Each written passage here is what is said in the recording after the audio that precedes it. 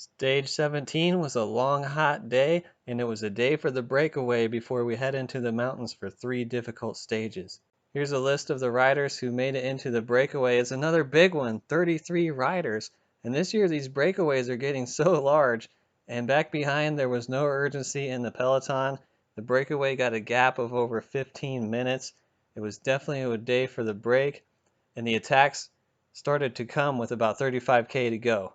There were a few different attacks, and it didn't really stick until around 30K to go when a strong group of guys, including Oss, Van Avermaet, Trentin, and Scoynes, they made it up the road and got a gap. At that point, I expected things to split up on the climb, and maybe the other riders did too, but Trentin put in a perfectly timed attack, and he went solo before that final climb.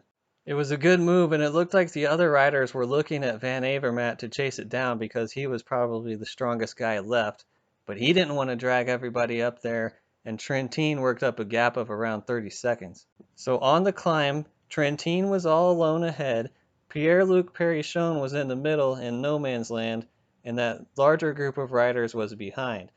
So towards the top of the climb, Casper Asgreen made an attack and bridged across the Perichon, left Perichon behind, and was chasing Trentin. But Trentin would not be caught. He looked very strong. He was climbing very well, and he was climbing pretty well on that first stage that Simon Yates won. So he's having a good tour, but Trentin looked so strong, and he was climbing very well. And if you remember the first stage that Simon Yates won, he looked to be climbing well that day as well. So Asgreen was not able to catch him. Maybe he should have tried earlier on in the climb. But Trentin made it all the way to the line by himself and takes the victory. Here's the top 10 for the day. Trentin takes the victory. Asgreen 37 seconds behind, and Van Avermaet won the sprint for third. There was no real GC action on that final climb. However, Tony Martin did look like he was trying to ride Luke Rowe into the ditch. I'm not sure what was happening in there. Maybe we'll hear more about that later. But here's tomorrow's stage. We're into the mountains for the first of 3 very difficult days, and it's been hot lately. I think we're going to see a lot of guys get tired. Here's tomorrow's stage, 208 kilometers, 4 categorized climbs, 3 climbs over 2,000 meters, and 2 HC climbs, but it does finish on the downhill. I'm about 50-50 on whether we'll see a breakaway rider take the victory tomorrow. It is a long stage. They're going to let a breakaway go, and it does finish on a downhill, so that's in the breakaway's favor. However, that last climb is a long one. It's over 20 kilometers, and if the peloton races that one fast, they will catch most, if not all, of the breakaway on that climb. So it's sort of up in the air for me. I could see someone like definitely Simon Yates taking the victory tomorrow because he can be in the breakaway, but he can also climb so strong. And even if he got caught by the GC guys, he could sort of hang in there and slip away on the descent. Maybe you could see Nibali doing the same thing if he had a strong day, but he hasn't looked good yet so far in this tour at all. As far as GC goes, all eyes will stay on Alaphilippe. We all want to know how is he going to handle all of these climbs. He showed signs of weakness on that last day before the rest day. However, he's had a little bit of time to recover. Will he bounce back stronger? Or was that last stage in the mountains a sign of things to come and he's just going to crack?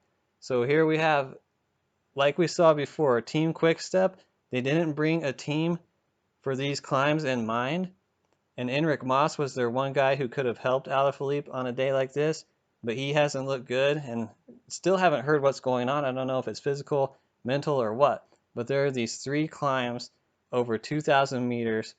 You have to expect that Alaphilippe is going to be isolated, and the opportunities are there for the other teams to attack if they want to. However, it does finish on the descent, and if Alaphilippe can hang on until that last climb and lose less than maybe a minute or so, he could catch up on the descent. So what's going to happen? Are guys going to put it all in for today, or are they going to wait? Because there are 2 uphill finishes in a row after today's stage. So this could be a very explosive stage. We could see guys trying to take advantage of Alaphilippe being isolated, or it could be kind of a letdown because of the downhill finish and we might see guys trying to save their energy for 2 more difficult days to come. And Team Ineos, questions still surround Team Ineos. Geraint Thomas had that crash on the flat stage. Is that going to affect him on a long, difficult day like today?